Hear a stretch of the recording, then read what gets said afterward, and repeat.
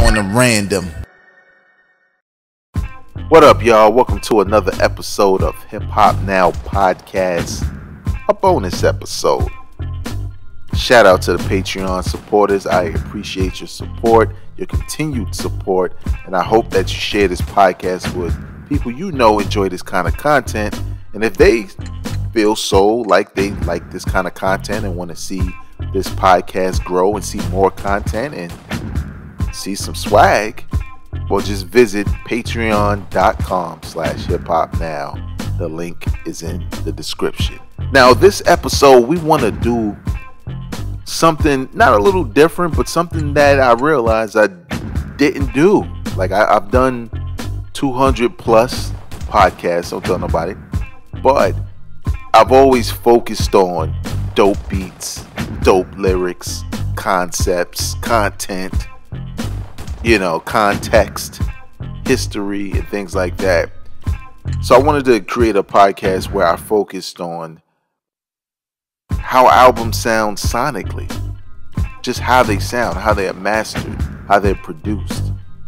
When I say produced, I ain't talking about dope beats. I'm talking about the production quality, the mastering skills put behind it, things that you don't notice when you're playing it off your phone versus playing it in some noise canceling headphones or in your car, you know what I'm saying, or on a smart speaker that has a good booming system on it, right? So I chose 4 albums to highlight. Obviously there are more, and if this episode makes you think of some albums that sonically sound great, leave those in the comment section below. I'd love to see what they are, and especially if I haven't heard them, then I'll definitely check them out. Obviously, we only doing hip hop, but what I'm going to do is I'm going to name the albums, right? And then I'm going to give you 4 words that describe the sound of the album. And then I'll give you some highlights of or some descriptions of what I felt listening to these albums. And all 4 albums I listened to recently, just to refresh my mind. Obviously I own them and I've heard them, but I wanted to refresh my mind on how they sound, right? So the first album is out of 2003.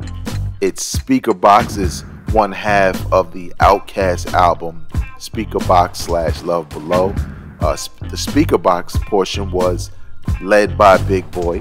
4 words to describe this album sonically would be futuristic, thunderous, bold, and soulful. Now, when this album jumps off, right, you can tell you're in for something different from Outkast Every Trip. But I felt like it was just a little bit more tweaked, a little bit more honed in as far as, or let me say fine-tuned sonically compared to their previous work. And by the time you hear a record like Ghetto Music, which will literally blow your system the out of here, you realize that this is a different type of album. Listen in headphones earlier this week, man, like that track just kills it. A lot of songs on here have a lot of bass, heavy, like sounds, you know what I'm saying, and drums, and it's like if I was to describe this album as a whole sonically, I'd say it's like a sultry mix of rhythms from a mixed bag of musical genres combined with warm vocals laced with precisely crafted lyrics. That sounds like a recipe. Sounds like a recipe for a music lover. So if you're a music lover and futuristic, thunderous, bold, and soulful sounds like your cup of tea, you might want to check out Speaker Box. And I think that was one of the things I really loved about it, because not a lot of the tracks are the same, and the mixing of the musical genres is more like, you're hearing all these different instruments. You're not just hearing drums and kicks and snares. You know what I'm saying? You're hearing harmonicas. You're hearing all kinds of. I think a couple times you're hearing banjos. You're hearing like ghetto music is like almost like a techno electronic record, and it's all just clear. You know what I'm saying? And moves in a rhythm that you have no choice but to get with. And again, ghetto music is just one sample. There's songs like Reset that give you that sultry, soul sounding type track. You know what I'm saying? And there's so much on here that's dope. And that's why I recommend it, as far as being one of those albums that I think sonically is one of the best in hip hop. Another album out of the year 1988, Public Enemy's It Takes a Nation of Millions to Hold Us Back. 4 words to describe that album: loud, heart pounding, adrenaline, and kinetic. Now when I say that, all of those words are set up by what feels like the perfect calm before the storm, like a warning. You know what I'm saying? And that's the intro countdown to Armageddon. Step. Like it's, you have the siren in the back, whatever, but it really sets up a tone for the album. Not just what you're gonna hear lyrically and conceptually from Chuck D, but overall the music. The music is like meant to wake you up, just like the lyrics are meant to wake you up. It's like Chuck D is speaking through a megaphone, you know what I'm saying, giving a speech, giving a rallying speech for you to get up out your chair, do something. Even Flavor Flav's vocals on here, you know what I'm saying, he's just jumping in there. Yeah, he's just jumping in there, you know what I'm saying. So why would they put any crispiness on his voice? But it is, man. It's just mixed well for something that came out in '88. It doesn't sound hollow. Sometimes I find like, and this is probably has more to do with the transfer of audio from what it was back then. Like back then, I probably would have listened to this album on cassette or vinyl, and obviously cassette and vinyl have a different sound. It's a little bit more warm. Versus listening to a digital or MP3 or wave or even streaming.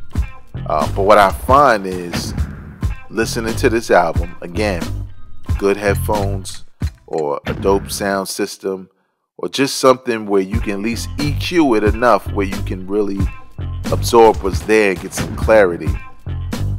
It Takes a Nation of Millions to Hold Us Back just sounds good, man. It sounds good now. Obviously, it's not on the level of a speaker box because you're talking about, 1988 versus 2003 technology. But I think that's sort of the charm. It feels like you're going back in time when it starts.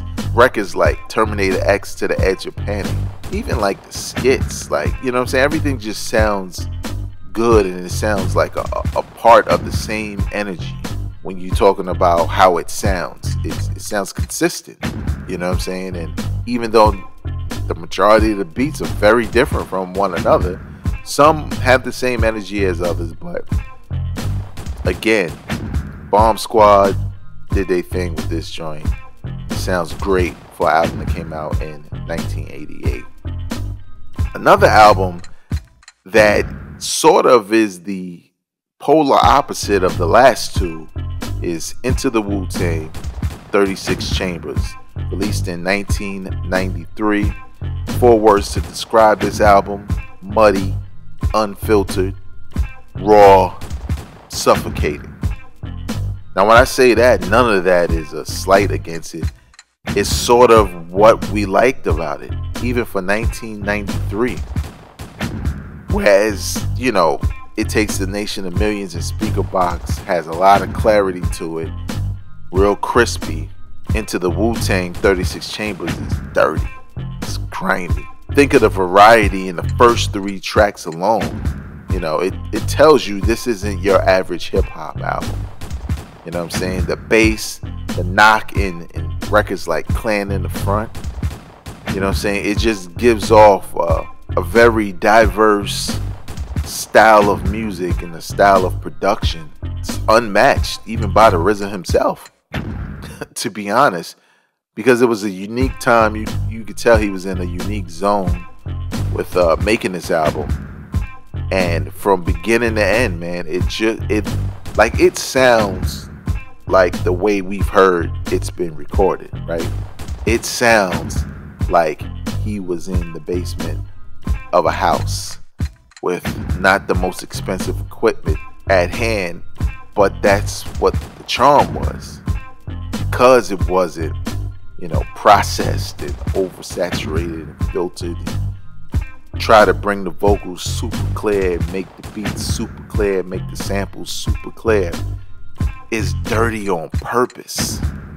And I think when you put that in your headphones and you keep that in mind, as you play this, or again in your car, whatever it may be, when you play this album, you think about that part. You think about this being something that is not run of the mill, not status quo when it comes to production and mastering. It's pure. This is hip hop in its purest form, really. I mean, you could put pure up there as another word. And lastly, an album that was released in 2015, Dr. Dre's Compton. 4 words to describe that: crisp, clear, bass, and guess what? Pure. Now, how can something so muddy and grimy and raw like Into the 36 Chambers, Into the Wu-Tang 36 Chambers, be looked at as pure, and Compton being looked at as pure? I don't know what Dr. Dre does to his albums. All of his albums sound good, but sonically, when you're talking about production and mastering, this is the best of his. It really is. Like, it just is. You can tell that Dr. Dre went over every vocal, every ad-lib, every sound effect, every verse, every instrument, sample with a fine tooth comb just through every little thing. Like, he wouldn't leave a track until he touched every angle of that track and brought it to a certain standard. And when you listen to this joint, especially when you listen in headphones, you can hear everything. You know how there's some songs where, you listen to it for life on your headphones or whatever you were using, whatever device, and then, you get something new, like you get a new stereo, you get a new set of headphones, or you get a new car with a decent system in it, and then you start hearing elements of a track you didn't even know was there because they were kind of all blended together. Dr. Dre makes it so you don't have to go out and get a new car. This Compton album sounds that good. You can hear, if you listen for elements within a song as it's playing, obviously you want to listen to the lyrics of the hook, but you can hear everything. You can hear everything individually, and that's amazing. And you're not required to have like $500 headphones or a crazy, spec'd out system in your house or in the car. A song like the first record, Talk About It, it literally sets the tone. When you hear that beat, you know exactly what I'm talking about. You want to talk about energy, crisp, clear, bass still hitting, but the bass is not drowning out any other elements within the track. Excellent. Every audio element literally pops out of your system. And this is an album that people liked but wasn't crazy about. But what makes me like it the most is, like, to me, I like the songs. But man, it just sounds good, man. Dr. Dre's Compton makes it sound like whatever you're playing it in is expensive. Right? Get a new car, maybe the new car don't have a crazy system, you throw this in, when your homie come through and he like, man, it just sounds crazy. This car is crazy. How much this cost? Man, it ain't the car. It's the Dr. Dre. So there you have it. Those are 4 albums: Compton, From Dr. Dre out of 2015, Public Enemies, It Takes a Nation of Millions to Hold Us Back out of 1988. Enter the Wu-Tang, 36 Chambers, 1993. And Big Boy, Speaker Box out of 2003. 4 albums that I think sound excellent, just off of pure sound. Obviously, there are more in the hip-hop game. Maybe I'll do a part 2. You let me know in the comment section. But what are some albums, hip-hop albums in particular, that you think they just sound good? Like they're just well produced. Remember, not dope beats, just sonically they just sound so good. Leave your comments in the comment section below, and know that this podcast is available wherever you listen to podcasts. All you got to do is search for the words Hip Hop Now Podcast in your favorite podcasting app.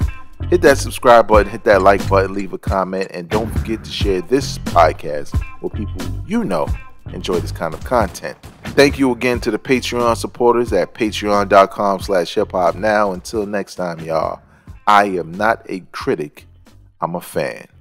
Peace. Drop it on the random.